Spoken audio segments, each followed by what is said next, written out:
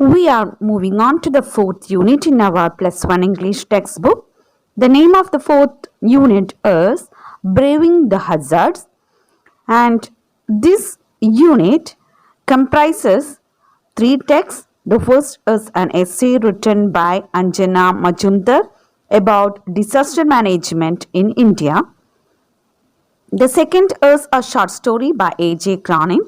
The third is a poem by Benjamin Peckett about the wreck of the ship Titanic.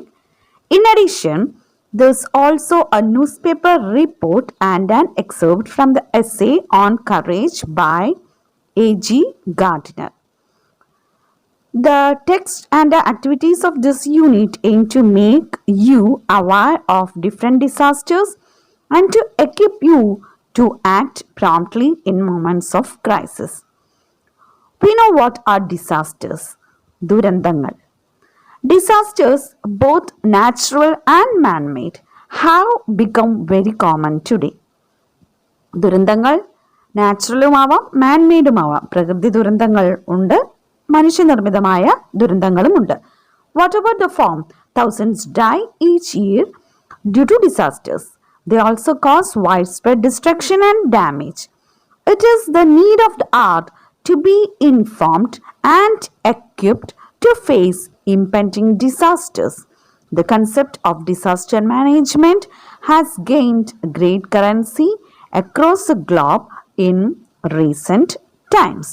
So let's move on to the first essay of your textbook, that is disasters and disaster management in India, and it's an essay by Anjana Majumdar.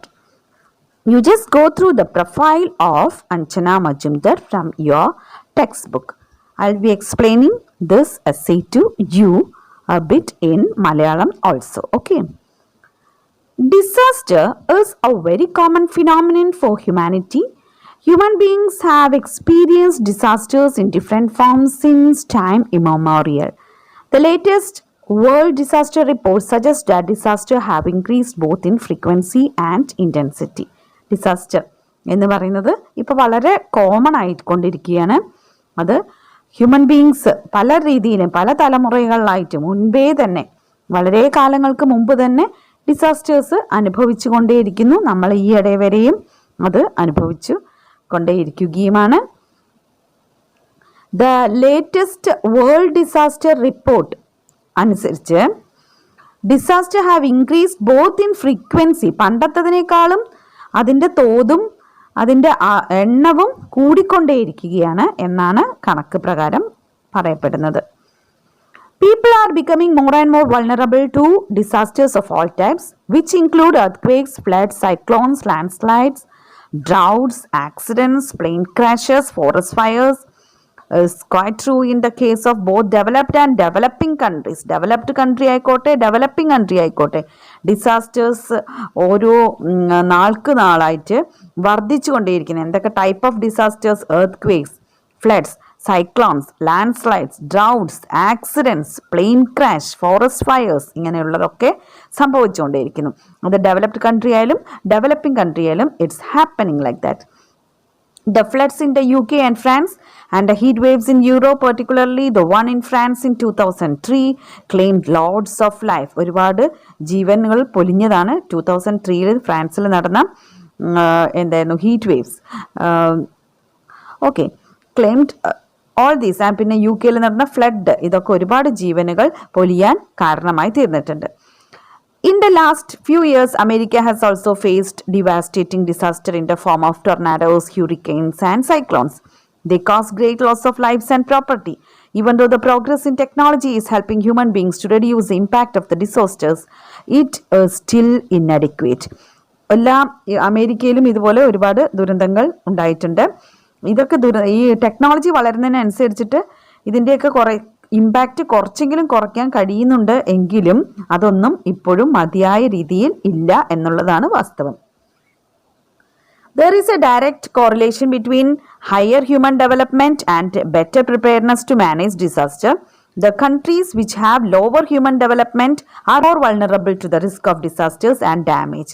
ഇത് രണ്ടും correlated ആണ്. അതായത് human ഡെവലപ്മെൻറ്റും പിന്നെ ഈ ഡിസാസ്റ്റേഴ്സും how to manage disasters എന്നുള്ളതും രണ്ടും correlated ആണ്. അതായത് the countries which are lower human development കുറവുള്ള നാടുകൾ കൂടുതൽ ഡിസാസ്റ്റേഴ്സിന് ഇരകളായി തീരുന്നു എന്നുള്ളതാണ് സത്യം. Of all the disasters, floods are the most common, followed by windstorms, droughts and earthquakes. However, drought is the deadliest, accounting for 48% of deaths due to natural disasters. ഏറ്റവും കൂടുതൽ ഡിസാസ്റ്റേഴ്സിൽ ഏറ്റവും common ആയിട്ടുള്ളത് ഫ്ലഡാണ്. അതിന് പുറകെ വിൻസ്റ്റോംസ്, ഡ്രൗട്ട്സ് ഒക്കെ വരുന്നുണ്ട്. അതിൽ ഡ്രൗട്ടാണ് ഏറ്റവും ഡെഡ്ലിയസ്റ്റ് എന്നും കണക്കുകൾ സൂചിപ്പിക്കുന്നു. Of all the continents, Asia has the highest number of deaths toll from disasters. India, China, Bangladesh are situated in the Asian continent. അതും ഏറ്റവും കൂടുതൽ ഡിസാസ്റ്റേഴ്സ് നടക്കുന്നത് ഏഷ്യയിലാണ്, ഏഷ്യൻ കോണ്ടിനെന്റിലാണ്. ഇന്ത്യ, ചൈന, ബംഗ്ലാദേശ് പോലുള്ള രാജ്യങ്ങൾ സ്ഥിതി ചെയ്യുന്നത് ഏഷ്യൻ കോണ്ടിനെന്റിലും ആണ്. India, due to its geographical location and geological formation, is highly prone to disasters. Its long coastlines, snow-clad peaks and high mountain ranges and perennial rivers in the north. അതായത് ഇന്ത്യയുടെ geographical ലൊക്കേഷനും ഇന്ത്യയുടെ geographical formation തന്നെ ഡിസാസ്റ്റേഴ്സിന് കൂടുതൽ ഇരയാവാൻ അല്ലെങ്കിൽ disasters ഉണ്ടാവാൻ സാധ്യതയുള്ളതും ആണ്. അതായത് ഇന്ത്യയുടെ ലോങ് ആയിട്ടുള്ള കോസ്റ്റൽ ലൈൻ, അതുപോലെ തന്നെ നോർത്തേൺ സ്റ്റേറ്റ്സിലുള്ള സ്നോ ക്ലാഡ് പീക്സ്, പിന്നെ പെർണിയൽ റിവേഴ്സ്, ഏത് കാലത്തും വെള്ളം ഉള്ള റിവേഴ്സാണ്. അങ്ങനെയുള്ളതൊക്കെ നമ്മളുടെ നാട്ടിൽ കൂടുതൽ ഇങ്ങനത്തെ ഡിസാസ്റ്റേഴ്സ് ഉണ്ടാവാൻ കാരണം ആകുന്നു.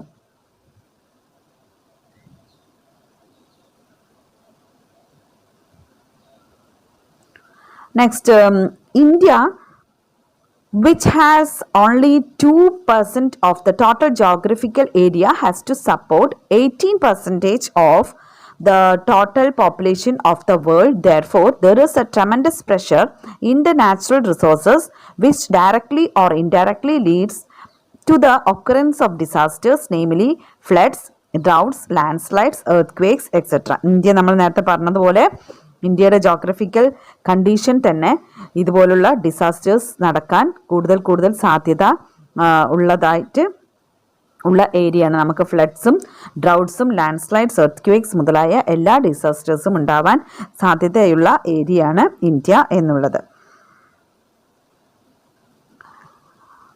Next, the northern region of India faces problems due to landslides, floods, droughts and earthquakes because this region falls under the seismic zone 3 to 5. The eastern region is confronted with the heavy floods in the perennial rivers which include the Brahmaputra, the Ganga, etc. Drought, heat waves, hailstorms, cyclones, heavy winds and earthquakes are also common in this region. Northeastern region encounters floods, landslides and earthquakes. This region comes under the seismic zone 4 and 5. ഇന്ത്യയുടെ northern area കൂടുതലായിട്ട് landslide, flood, droughts, earth മുതലായ ഡിസാസ്റ്റേഴ്സിന് ഇരയാവാൻ സാധ്യതയുള്ള area ആണ്. അത് seismic zone 3 to 5 ഉള്ളിൽ ഉൾപ്പെടുന്നതുമാണ്. Eastern region ആണെങ്കിൽ heavy ഫ്ലഡിന് ഉണ്ടാവാൻ സാധ്യതയുള്ള ഏരിയയാണ്. അതുപോലെ ഡ്രൗട്ട്, ഹീറ്റ് വേവ്സ്, ഹെയിൽസ്റ്റോംസ് മുതലായവയും എർത്ത് ഒക്കെ ഉണ്ടാവാൻ സാധ്യതയുള്ള ഏരിയയാണ്. നോർത്ത് ഈസ്റ്റേൺ റീജിയനിലും ഫ്ലഡ്, ലാൻഡ്സ്ലൈഡ്, എർത്ത് എന്നുള്ളത് ഉണ്ടാവാൻ കൂടുതൽ സാധ്യതയുള്ള ഏരിയയും ആണ്.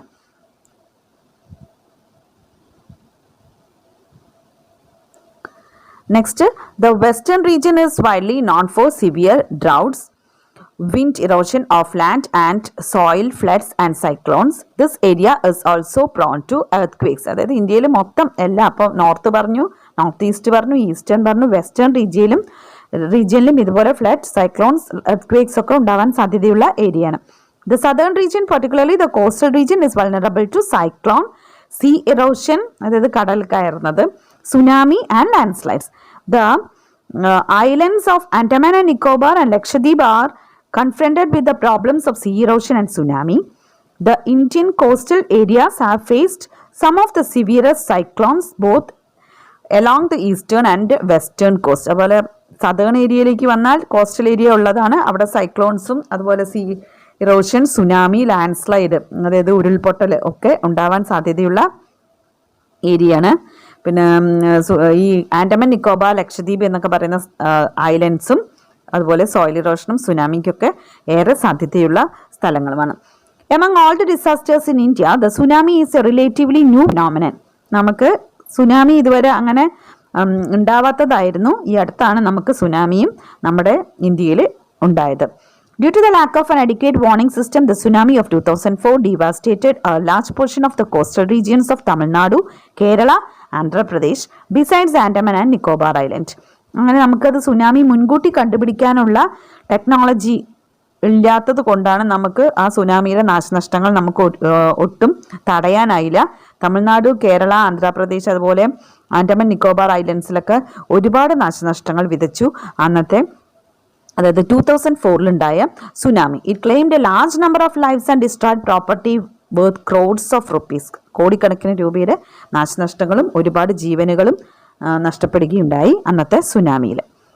India has faced a number of disasters ranging from natural disasters like floods, earthquakes, cyclones, tsunami, drought and landslides to man-made disasters like Bhopal gas tragedy in the year 1984. During this century, India has witnessed some major disasters which include the Gujarat earthquakes in 2001. ഇങ്ങനെ ഇങ്ങനെ natural disasters, അതായത് flood, earth cyclone, tsunami, drought, land slide എന്ന് പറയുന്ന natural disasters കൂടാതെ ഇന്ത്യയിൽ man-made ഡിസാസ്റ്റേഴ്സും ഉണ്ട്. അതായത് Bhopal gas tragedy 1984 നടന്ന ഭോപ്പാൽ ഗ്യാസ് ട്രാജഡി ഒക്കെ. During this century, India has witnessed some major disasters which include Gujarat earthquake 2001 നടന്ന ഗുജറാത്ത് എർത്ത് ക്വേക്കും അതുപോലെ മുംബൈ ഗുജറാത്ത് ഫ്ലഡ് 2005 ഉണ്ടായ ഫ്ലഡ്, സുനാമി 2004 സുനാമി, ഇതൊക്കെ ഇന്ത്യ ഈ അടുത്ത കാലങ്ങളിലായിട്ട് തന്നെ അടുപ്പിച്ച് നേരിട്ട ദുരന്തങ്ങളാണ്. The Uttarakhand flash floods and the hurricane Philin in coastal Orissa and Andhra Pradesh in 2013. 2001 2004 പിന്നെ 2013, പിന്നെ നമുക്കറിയാം കേരളത്തിലൊക്കെ കഴിഞ്ഞ വർഷങ്ങളിലായിട്ടുണ്ടായ ഫ്ലഡുകൾ, റീസെൻ്റ് ആയിട്ടുണ്ടായ ഫ്ലഡും ഒക്കെ നമ്മൾ ഈ അടുത്ത കാലത്തായിട്ട് അനുഭവിച്ചുകൊണ്ടേയിരിക്കുന്ന ഡിസാസ്റ്റേഴ്സിൽ പെടുന്നു. ദുരന്തങ്ങൾ തന്നെയാണ് കുറേ കാലമായിട്ട് അടുത്തടുത്ത വർഷങ്ങളിലായിട്ട് ഉണ്ടായിക്കൊണ്ടേയിരിക്കുന്നത് ഇന്ത്യയിൽ. ഇപ്പം നമുക്കറിയാം അതൊന്നും കൂടാതെ കോവിഡ് എന്ന് പറയുന്ന മഹാമാരി ലോകത്തെ മുഴുവനും പിടിച്ചു കുലുക്കിക്കൊണ്ട് ഇരിക്കുകയാണ്. അതും ഒരു തരത്തിൽ ഒരു എപ്പിഡമിക് ആണ്. ഡിസാസ്റ്റർ നമുക്ക് പറയാൻ പറ്റില്ലെങ്കിലും അതും നമ്മളുടെ എല്ലാ തരത്തിലുള്ള സുഖങ്ങളെയും സൗകര്യങ്ങളെയും നാശം വരുത്തിക്കൊണ്ടാണ് അത് മുന്നേറുന്നത്. The direct and indirect impacts of disasters, either natural or industrial, are always damage, destruction and death. Direct impact ആയാലും ഇൻഡയറക്റ്റ് ഇമ്പാക്റ്റ് ആയാലും അത് നാച്ചുറൽ ആയിക്കോട്ടെ അല്ലെങ്കിൽ ഇൻഡസ്ട്രിയൽ ആയിക്കോട്ടെ, ഏതായാലും അത് ഒരുപാട് ഡാമേജുകൾ നടത്തുന്നുണ്ട്. When disaster strikes, the lifeline support systems, namely communication, power supply, water supply, drainage, etc. are damaged. അതായത് ഈ പവർ സപ്ലൈ, കമ്മ്യൂണിക്കേഷൻ സിസ്റ്റംസും പവർ സപ്ലൈയും വാട്ടർ സപ്ലൈ എല്ലാം ഇത് ഡാമേജ് ചെയ്യുന്നു ഈ disasters. Moreover, healthcare and hospital are also put under severe stress. Commercial and economic activities are badly affected. Life almost comes to a standstill. ഇങ്ങനെ വരുമ്പോൾ അതുപോലെ health കെയറും ഹോസ്പിറ്റൽസും ഒക്കെ സ്ട്രെസ്സിലാവുന്നു. കമേഴ്സ്യൽ ആൻഡ് ഇക്കണോമിക് ആക്ടിവിറ്റീസ് എല്ലാം താറുമാറാവുന്നു. എല്ലാവരും കമേഴ്സ്യലായിട്ടും സാമ്പത്തികമായിട്ടും ഒക്കെ വളരെയധികം അഫക്റ്റഡ് ആവും. അത് ജീവിതം തന്നെ പിടിച്ചു നിർത്തിയതുപോലെ നിൽക്കുന്ന, ജീവിതം മുന്നോട്ട് കൊണ്ടുപോകാൻ കഴിയാത്ത ഒരു അവസ്ഥ വരും. അത് എനിക്ക് പ്രത്യേകം എക്സ്പ്ലെയിൻ ചെയ്യേണ്ട ഒരു ആവശ്യമില്ല. നമ്മളിപ്പോൾ കോവിഡ് കാരണം നേരിട്ട് അനുഭവിച്ചതുമാണ് എങ്ങനെയാണ് ജീവിതം തന്നെ മുന്നോട്ട് പോകാനാകാതെ പിടിച്ചു നിർത്തപ്പെട്ടത് എന്നുള്ളത്. The psychological traumas caused by the disasters are sometimes so severe that they span the whole life of the victim. അതുപോലെ ഇത് ഉണ്ടാവുന്ന ഇതിന് ശേഷം ഒരു ഡിസാസ്റ്ററിന് ശേഷം ഉണ്ടാകുന്ന ട്രോമ, സൈക്കോളജിക്കൽ ട്രോമ, അതായത് അവർ ഷോക്ക്, ആ ഷോക്കും ചിലർ ജീവിതകാലം മുഴുവൻ അവർക്ക് അതിൻ്റെ വിക്റ്റിമായിട്ട് തുടരേണ്ടി വരുന്നു. അതൊക്കെ കഴിഞ്ഞ് എല്ലാവരും അതിജീവിച്ച് മുന്നോട്ട് വന്നാലും ചില ആളുകൾക്ക് അതിൻ്റെ ഷോക്ക് തീരാതെ അവർ ജീവിതകാലം മുഴുവൻ അതിൻ്റെ വിക്റ്റിംസായിട്ട് മാറുന്നുമുണ്ട്. Therefore, along with other rehabilitation works, psychological rehabilitation should also be given due importance. So, അങ്ങനെയുള്ള ആളുകൾക്കും അവർക്ക് പുനരധിവാസത്തിനുള്ള സൗകര്യവും ചെയ്തു കൊടുക്കേണ്ടതാണ്. The impact is almost the same even in the case of man-made disasters like riots. The most affected are the poor section of the society who have to work daily to earn their livelihood. എന്തൊക്കെ disasters natural ആയിക്കോട്ടെ man-made ആയിക്കോട്ടെ ഇങ്ങനത്തെ ഇതുപോലുള്ള രോഗങ്ങളായിക്കോട്ടെ എന്ത് disaster സംഭവിച്ചാലും ഇതിലൊക്കെ കൂടുതൽ ദുരന്തം അനുഭവിക്കുന്നത് പുവർ പീപ്പിൾ ആണ്, സംശയമില്ല. ദരിദ്രരായ ആളുകളാണ് ഇത് കൂടുതലും അനുഭവിക്കുന്നത് എന്നുള്ളതും നമുക്ക് എക്സാമ്പിൾസ് നമ്മുടെ മുന്നിൽ തന്നെ ഉണ്ട്. In some natural disasters like cyclones, tsunami and earthquakes, it is the building structure which becomes the cause of destruction and death. In developing countries, only 30% of the buildings are constructed in accordance with the regulations laid down for ensuring safety and security. Similarly, the lack of master plan and the inferior quality of the materials used for construction also aggravate the casualty arising out of disasters. Therefore, both private and public buildings should be constructed according to the guidelines prescribed by law. Moreover, construction should strictly adhere to the master plan approved by the authorities. Above all, good quality material should be used for construction. നമ്മളുടെ building കൺസ്ട്രക്ഷൻസിലുള്ള അപാകതയും ഈ ദുരന്തങ്ങളുടെ മാറ്റുകൂട്ടാൻ സഹായിക്കുന്നു. അതായത് ഈ constructions ഒന്നും നിയമപ്രകാരമോ അല്ലെ നല്ല മെറ്റീരിയൽസോ ഉപയോഗിച്ച് കൺസ്ട്രക്ട് ചെയ്യാതിരിക്കുമ്പോൾ അത് മിക്കവാറും ഇതുപോലുള്ള ചെറിയ ഭൂമികുലുക്കം ഒക്കെ വരുമ്പോൾ തന്നെ കൊഴിഞ്ഞു വീഴുന്നു അല്ലെങ്കിൽ പൊട്ടി വീഴുന്നു. അത് ഒരുപാട് ദുരന്തങ്ങൾക്ക് വകവയ്ക്കുകയും ചെയ്യുന്നു. അപ്പോൾ കറക്റ്റായിട്ടുള്ള നിയമപ്രകാരമുള്ള ബിൽഡിങ്സും നല്ല ക്വാളിറ്റി മെറ്റീരിയൽസും ഉപയോഗിച്ച് ബിൽഡിങ്ങുകളൊക്കെ കൺസ്ട്രക്ട് ചെയ്യുകയാണെങ്കിൽ ഒരു പക്ഷേ ഇതൊക്കെ ഈ ദുരന്തങ്ങൾ ഒരു പരിധിവരെ നമുക്ക് ഒഴിവാക്കാനും ആകും. പക്ഷെ നമ്മുടെ നാട്ടിലൊന്നും അതല്ല നടക്കുന്നത് എന്ന് നമുക്ക് നമ്മുടെ ചുറ്റുമുള്ള കാഴ്ചകൾ കണ്ടാൽ തന്നെ മനസ്സിലാവും. എല്ലാവരും അവനവൻ്റെ സ്വത്ത് സമ്പാദനത്തിന് വേണ്ടിയിട്ടാണ് ഇത്തരത്തിലുള്ള കൺസ്ട്രക്ഷൻ വർക്കൊക്കെ ചെയ്യുന്നത്, അല്ലാതെ മറ്റാളുകളുടെ സേഫ്റ്റിക്ക് വേണ്ടിയല്ല എന്നുള്ളത് നമുക്ക് ക്ലിയർ ആയിട്ട് മനസ്സിലാവും. UNDEC, അതായത് United nation disaster assessment and coordination, along with the government of India, has jointly prepared an action plan for cities and towns vulnerable to earthquakes. Earthquakes ഉണ്ടാവാൻ സാധ്യതയുള്ള സ്ഥലങ്ങളെക്കുറിച്ച് മനസ്സിലാക്കാൻ വേണ്ടി ഒരു action plan United Nations disaster assessment and കോർഡിനേഷനും government of ഇന്ത്യയും ചേർന്ന് ഒരുക്കുന്നുണ്ട്. In vulnerable areas, the existing buildings should technically assessed and individual owners and group housing authorities should be informed about the weakness in the construction. Presently, it is estimated that around 1 million buildings are constructed every year in India, and an equal number of them gets damaged as a result of disasters. In order to reduce the damage to buildings, a monitoring mechanism should be set up in disaster-prone areas, which must act in proper coordination with the concerned authorities to ensure the fulfillment of building codes.